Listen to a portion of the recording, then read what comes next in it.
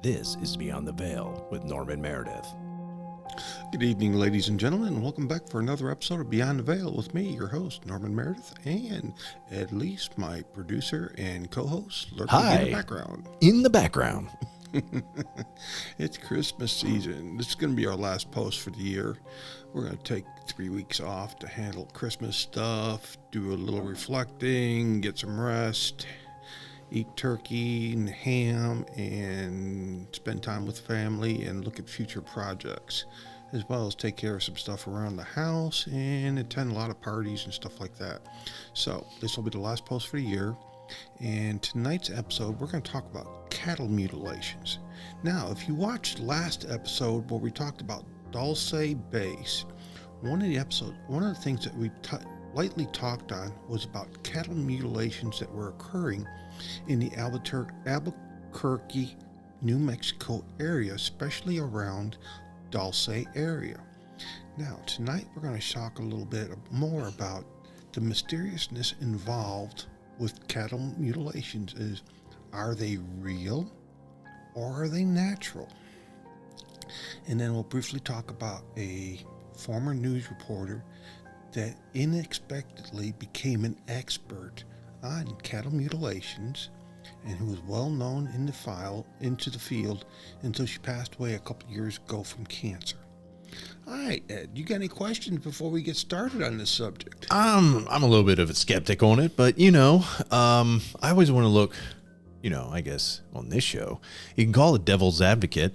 I'm always kind of looking for the opposing view or a natural explanation.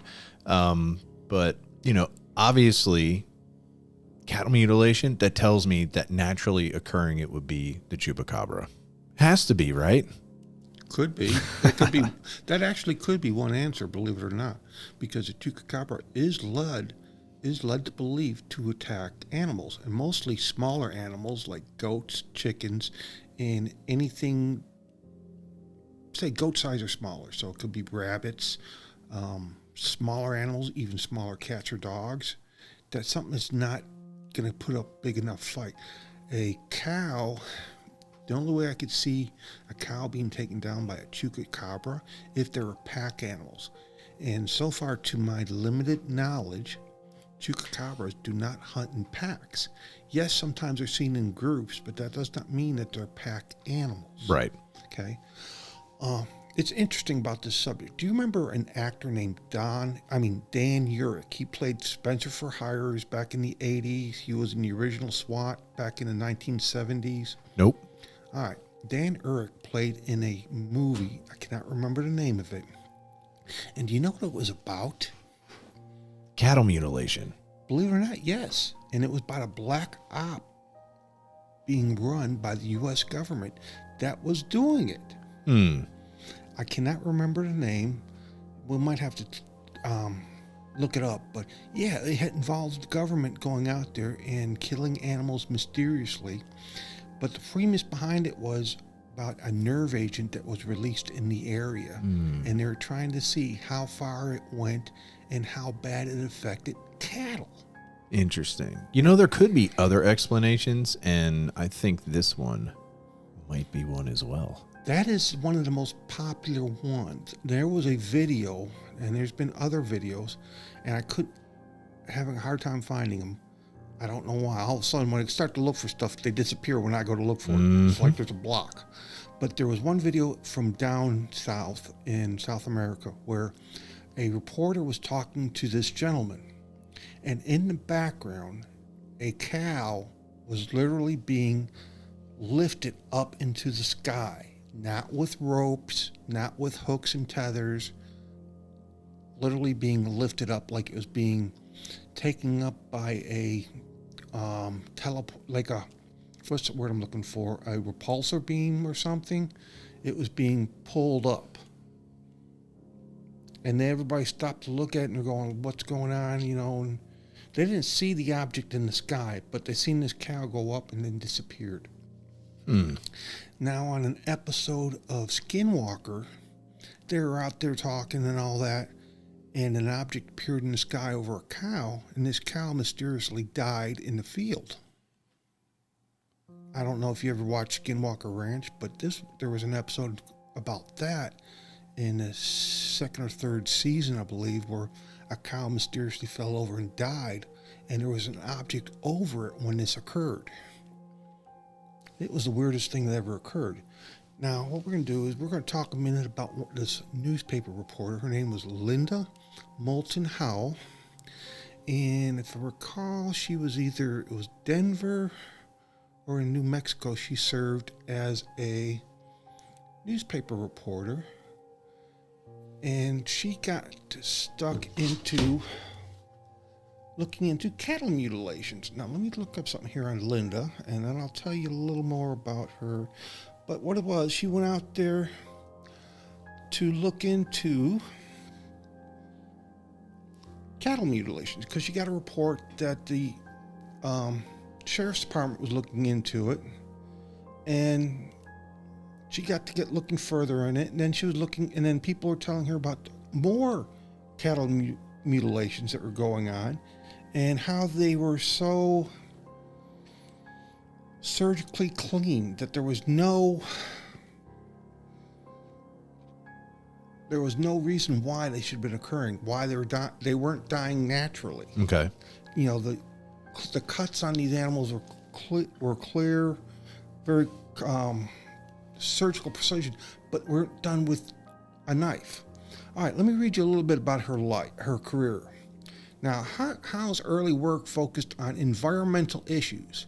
From 1978 to 83, Howe was the director of special projects at KMGH Channel 7, Denver, Colorado. Her documentaries included Poison in the Wind and A Sun-Kissed Poison, which is compared smog pollution in Los Angeles and Denver, and Fire in the Water about hydrogen as an alternative energy source to fossil fuels, and Radioactive Water about uranium contamination of public drinking water in Denver. Okay?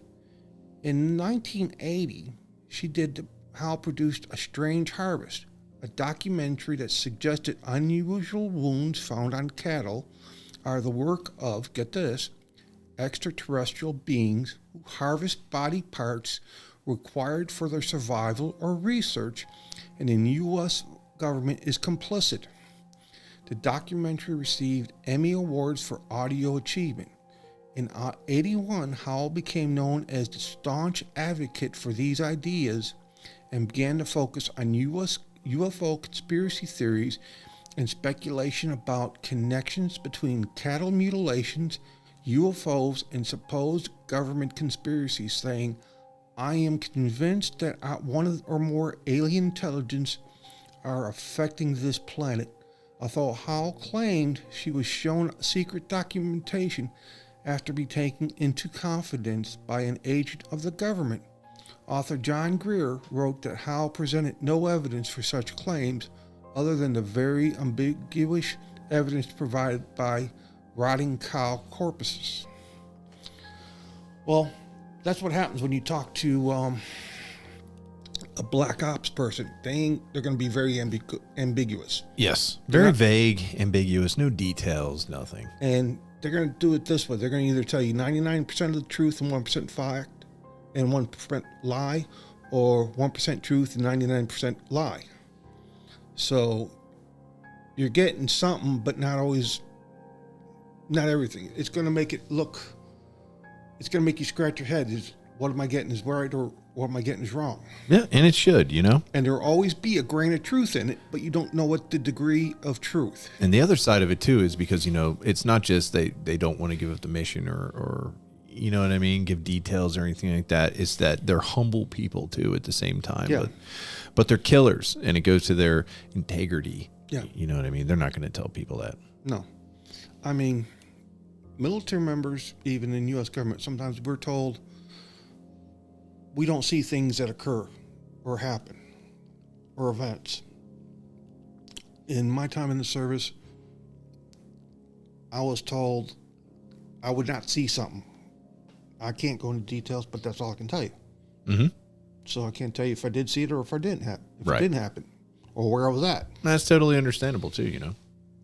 And in this field, doing research, I went on an expedition we talked about it vaguely, and it was Bigfoot expedition. I can't tell you where we went, but I can tell you we did have some encounters. I seen some fairy lights. My own cabin got knocked on by something or something. I think it was Bigfoot. It's communicating with you. People seen the Bigfoots walking around my cabin for 3 nights straight where I was staying. So, but that's all I can tell you. I can't tell you where it was at, which county, which state, where it was at. It just occurred. You know, because sometimes there's NDAs involved. There's things at the state and federal level involved.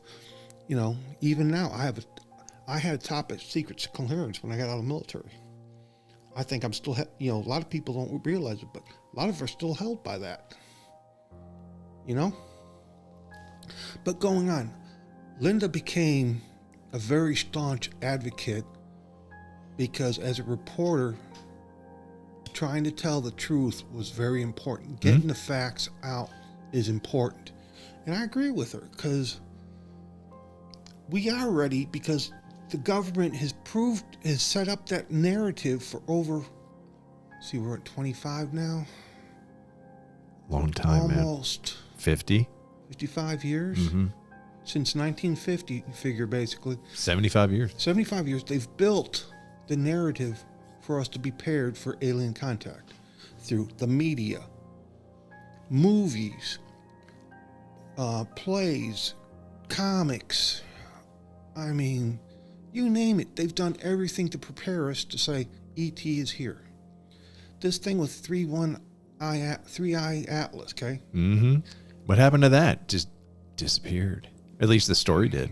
At least the story did. Right. But everything they saying about it, okay, they basically say it's an alien spaceship without saying it's an alien spaceship. They show you lights on it, possible renderings of what's going on, maybe a shape. You know, but it's just, and then It's like, I don't know. and the only country that's coming close to coming out saying it is China, but they're still even China's still withholding it because I think they're afraid of something, being bullied by the Russians and the Americans, because you know the Russians and Americans hold the cards on that. Oh, that's my opinion. I could be wrong, No, you're probably right. but let's show some examples of some of these cattle mutilations. Sure. Here's one of them. Now this is an alleged cattle mutilation, and what supposedly occurs is these animals die in some way, shape, or form. There's no evident trauma. There's no poisoning. They just die. And then their eyes are surgically cut out. Their tongues are surgically cut out. I hate to say it, their anus is cut out. They cut out the anus? Yes. That's crazy. Their reproductive organs are cut out. This patrol car, there is a Dulce, a New Mexican state police officer that wrote many, many books on the subject of cattle mutilations. And I wish I could tell you his name. I don't remember it off the top of my head, but he became an expert of it. And believe it or not, he was from the Dulce area of New Mexico. His garage had file cabinets literally full that you could only walk down side by side to get in. That's how full his library was on the fact of cattle mutilations. Check this one out. It's got like looks like Its eyes gone. Like a T-Rex, man. But, you know, they removed, the biggest thing that was always removed was reproductive organs. Makes you wonder why. Because I guess they're trying to study the reproduction organ to see if they're compatible maybe with their own systems. Or they like Rocky Mountain oysters. Well, it could be. But maybe they in their timeline for evolution, maybe they were, I hate to say it, evolution from from cow type. Bovine? Yeah, bovine line.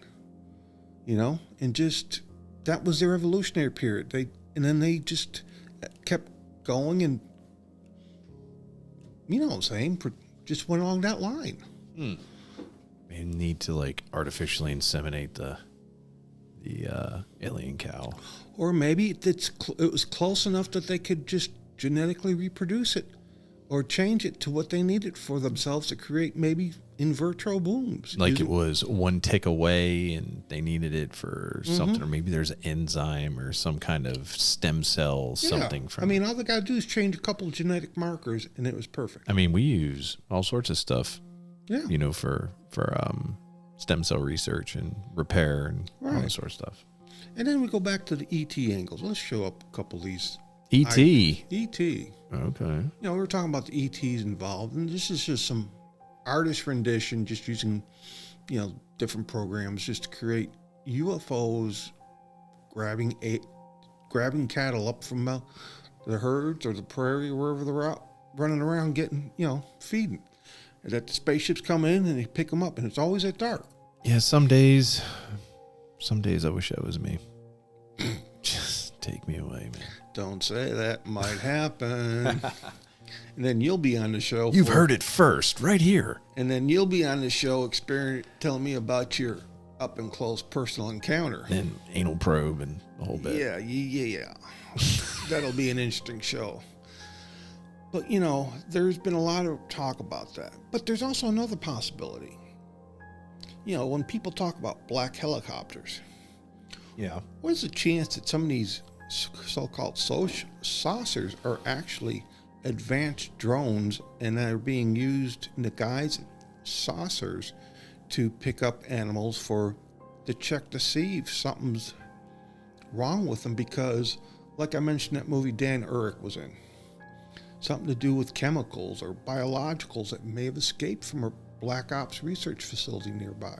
Well, I tell you what, right here, we have a date, January 25th, 2023. Whose black helicopters show up after animal mutilations?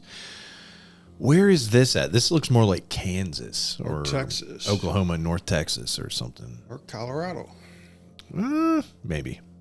somewhere out west. So what is this screenshot from? I was looking up cattle mutilations, and that's where I found this.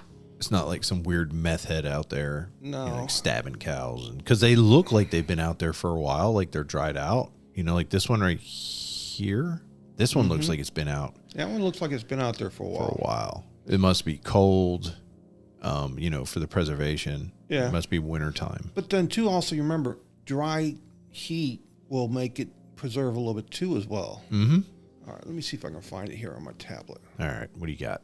That's what I'm looking for. Let me see if I can find it. Okay, let's see. You guys are listening, man. Put your thought processes in the comments below. We love to know. You know, have you seen it? Did you just think it was died on its own, hit by a car and ran off? Or have you seen things like this out there in the wild? Definitely interested in your perspective, and we want to know. Maybe just put the state you're in, and have you ever seen anything like this? You know, anything weird? Or how about this one? Yes, it is a Shutterstock video, but I think that's wild, man. You know? Yeah, it's just, I can almost smell the red mercury from here. I could not find that one video I wanted. And any other time, it would show up on my timeline. I can find it. Well, I thought you sent it to me, I may have. and I couldn't find it. See, this is actual footage of me flying my spaceship after a night at the bar. This is what I do. See, I know you sent it to me, and I went to look back in the phone, and I couldn't find it. So what do you got on your tablet? I can't find it now. I think they're blocking you. I wouldn't doubt it. I honestly would not doubt it. So I went to find that cattle being, while they're talking about cattle mutilation, that cattle actually being levitated. I can't find it either. I looked for it. I can't find it. I mean, I had it on my phone from where you sent it to me. And I remember it because we talked about it. You know, and it just disappeared. Okay. Let me find that one picture with the highway patrol trooper. I might be able to tell you his name because I've got his book. And let me find that picture. And I will tell you his name. He can't find it. It's there. There it is. Carlos? It's something. No, hold on. I got it. I found it. Okay. Found it. What do you want me to do a registration for? I'm already in. Maybe now's not the time. It won't let me.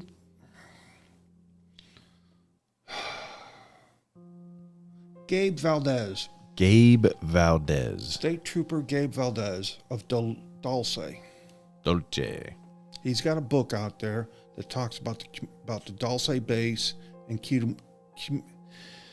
cattle mutilations related to Dulce base. It's on Amazon because I bought it to read, and I got a couple chapters in, and I got ADD, and I went off in another direction. It's crazy. I got some actual transcripts here. Let me see what I can do. And Linda Moulton Howe did talk with him and worked hand in hand with him because he became a self expert from all his investigations as a New Mexico State Trooper. So I've got this right here. Let's see if it'll let me show it. Here we go. I can make this Bigger. I gotta edit properties. Hold on a sec. It goes out of focus. Okay. But this is what you can see right here. There's a few pages here from what he was talking about, and like I can zoom in really far. You're not gonna be able to see it. Yeah. See, the liver was checked against a healthy food market liver, which showed a difference. I can't say of a bull's liver. The bull's liver contains. So these are actual like notes. Yeah. That he was taking. Does he get a veterinarian to come help him out? Gabe Valdez. Here we go. There you go. Gabe Valdez. Gaming Control Board investigator, was most remembered for leading criminal investigation into unsolved livestock mutilations in 1970s New Mexico. Get his book, folks. It's a pretty good book if you're interested in Dulce base. Oh, that's crazy. He's in Chama. I know right where Chama is. Mm-hmm. It's a beautiful area. If you've never gone out there, I highly suggest that you go to New Mexico and go to Chama and Bandelier Canyon for the Anasazi Indians. It's a great place. But yeah, he worked with the Native Americans, some of their shamans, veterinarians, and he became a self-proclaimed expert through investigation. And his garage was literally filled with filing cabinets where you had to walk, just wide enough room to walk, with so much evidence and investigative notes that he got just from New Mexico, and the reports he would get from the Native Americans living on the reservation near Dulce about the black helicopters, the strange tripod marks found on the ground. Is that Alamogordo? Is that the name of the Albuquerque? I thought. No, Albuquerque's down south up there. I think it's Alamogordo. Okay, maybe is where that is, and then the mountain as well. I went home and asked the wife. Okay.